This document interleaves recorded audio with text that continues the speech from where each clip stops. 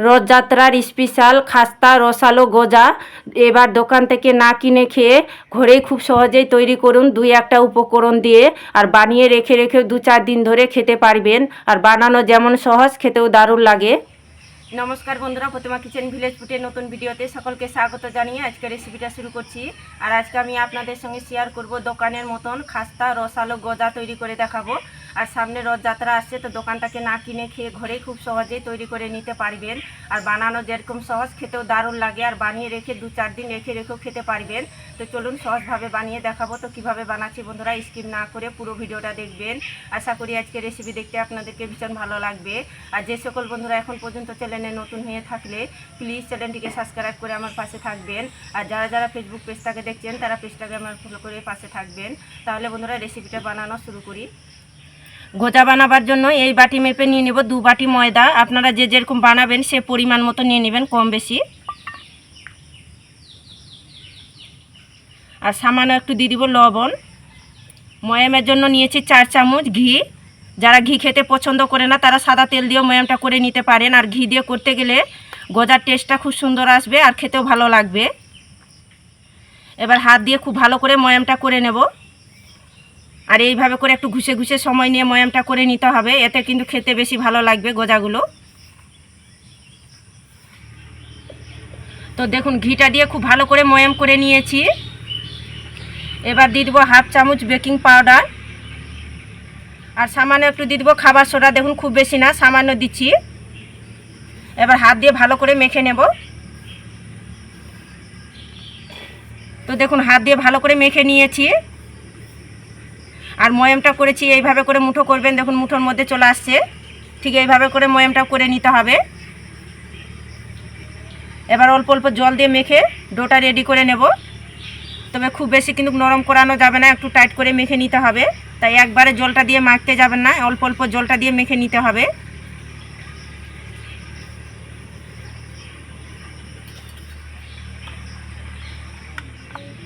তো দেখুন অল্প অল্প জলটা দিয়ে মেখে আমি ডোটা রেডি করে নিয়েছি। ঠিক এইভাবে করে মেখে নিয়েছি। একটা প্লেট দিয়ে ঢাকা চাপা দিয়ে 5 মিনিট রেস্টের জন্য রেখে দেব।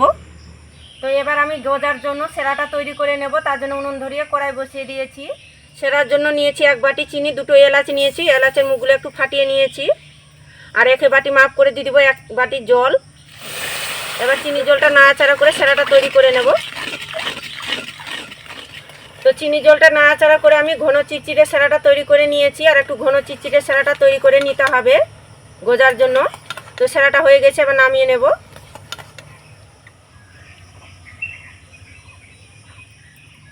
যেহেতু সেরাটা ঘন চিটচিটে তৈরি করেছি তার জন্য দেখুন পাতি লেবু নিয়েছি। তো 2-4 ফোঁটা দিয়ে দেবো। এটা দেওয়ার কারণে সেরাটা কিন্তু জমে যাবে না।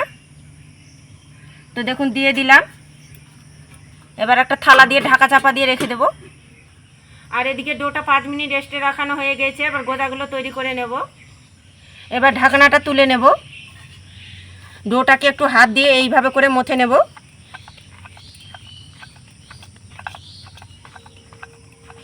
তো দেখুন হাত দিয়ে মুছে নিয়েছি। এবার বেলনিতে বেলে নেব। তো আটা ময়দা দিয়ে বেলানোর দরকার নেই, এইভাবে করে বেলে নেব।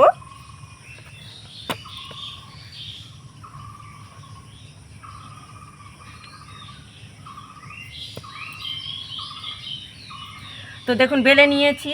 এবার ছুরি নিয়েছি, এই ছুরিটা দিয়ে দেখুন এইভাবে করে সমান করে কেটে নেব। এইভাবে করে কেটে আমি 4 ভাগে ভাগ করে নেব। দেখুন 4 ভাগে ভাগ করে নিয়েছি। এবার এইভাবে করে একটার উপর একটা চাপিয়ে দেব। দেখুন এইভাবে করে চাপিয়ে দেব। আর হাত দিয়ে একটু এইভাবে করে চ্যাপটা করে নেব। আর সাইডের দিকটা দেখুন এইভাবে করে একটু মুড়িয়ে নেব।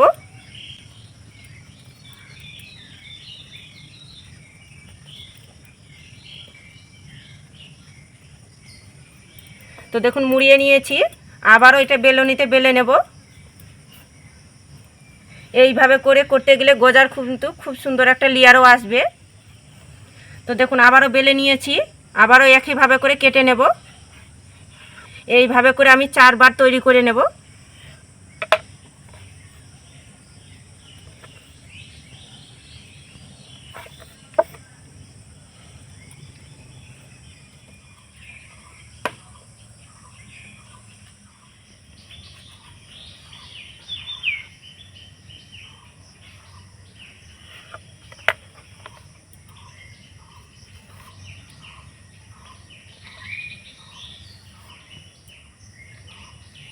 দেখুন এইভাবে করে 4 থেকে 5 বার করে নিয়েছি। আবার আমি এইভাবে করে বন্ধ করে দেব চেপে।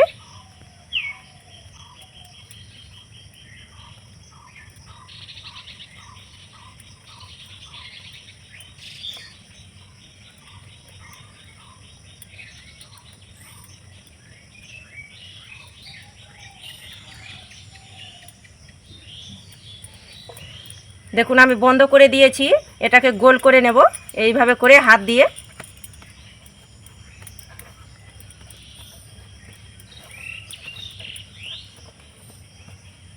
আবার আমি বেলনিতে বেলে নেব।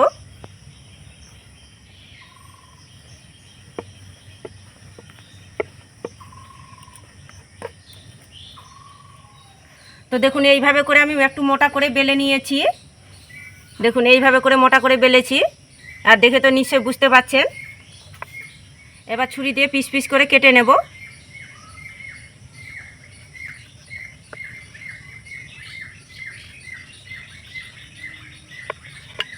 বড় ছোট নিজেদের পছন্দ মতো করে শেপ করে কেটে নিতে পারেন।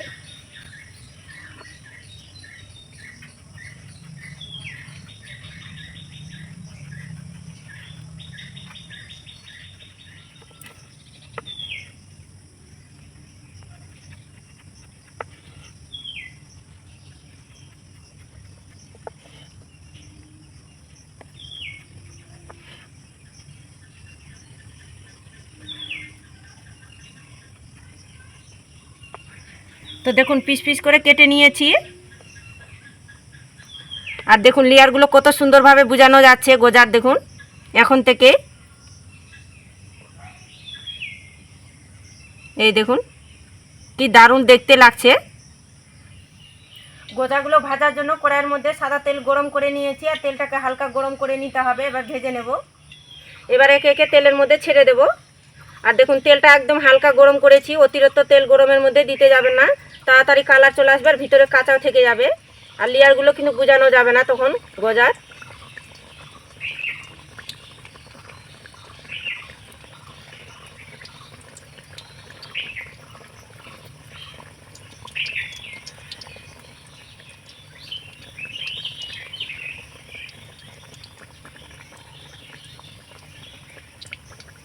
তো দেওয়ার সঙ্গে সঙ্গে কিন্তু নাড়াচাড়ানো করব না, হালকা নিচ সাইডটা হয়ে আসবে তখন কিন্তু উল্টে পাল্টে দেব।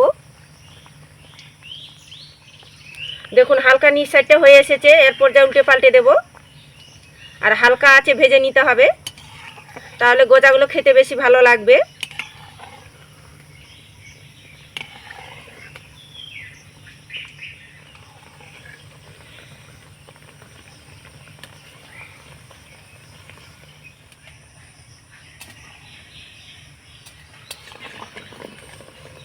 তো দেখুন নাড়াচাড়া করে ভেজে নিয়েছি, আর গোজার একটা সুন্দর কালারও চলে এসেছে। তো হয়ে গেছে, তেল ঝরিয়ে তুলে নেব।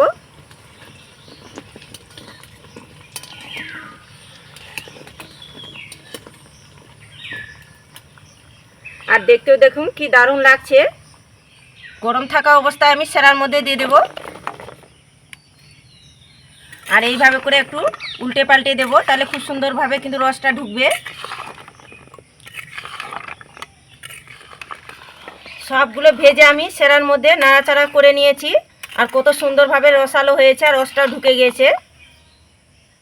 এই দেখুন কত সুন্দরভাবে রসটা ঢুকে গেছে ভিতর পর্যন্ত, আর নরম হয়ে গেছে গোজাগুলো, রসালোও হয়ে গেছে।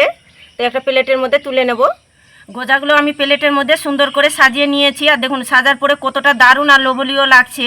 তো সামনে তো রথযাত্রা আসছে, তো দোকান থেকে গোজা না কিনে খেয়ে ঘরে থাকা সামান্য কিছু উপকরণ দিয়ে খুব সহজে তৈরি করে নিতে পারবেন।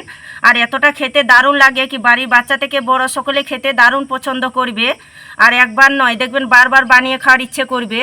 আর দেখুন গোজাগুলো কতটা পারফেক্ট হয়েছে, আর লেয়ারগুলো দেখুন কত সুন্দরভাবে বোঝানো যাচ্ছে, কতটা পারফেক্ট হয়েছে। দেখুন দোকানে চাইতে কোনো অংশে কিন্তু কম হয়নি। দেখুন আর গোজাটা দেখুন ভিতর পর্যন্ত কতটা রসালো হয়েছে। আর একটা ভেঙেও দেখাচ্ছি, এই দেখুন ভিতর পর্যন্ত কত সুন্দরভাবে রসালো হয়েছে, আর রসটাও দেখুন কত সুন্দরভাবে ঢুকেছে। এইভাবে করে শুধু একবার বানিয়ে দেখুন, যত খাবেন তত খাওয়ার ইচ্ছে করবে, এত স্বাদ দেখবেন মুখে লেগে থাকার মতন। আর প্রতিটা গজায় দেখুন কতটা পারফেক্ট হয়েছে। ভিতর পর্যন্ত কতটা রসালো হয়েছে দেখুন। আর দেখলেন তো গজাটা বানানো কত জলের মতন সহজ। তা আপনারা আমার মতো করে একবার হলেও রথযাত্রাতে তৈরি করে দেখবেন, আর খেয়ে কেমন লাগলো তো অবশ্যই কমেন্ট করে বলবেন। আর আজকে রেসিপি কেমন লেগেছে তো প্রতিদিনের মতন অবশ্যই কমেন্ট করে বলবেন। আর ভালো লাগলে একটা লাইক করে বন্ধুদের সঙ্গে ভিডিওটা শেয়ার করবেন। তো ভিডিওটা এখানে শেষ করছি, দেখা হচ্ছে আবার নতুন কোনো রেসিপির সঙ্গে।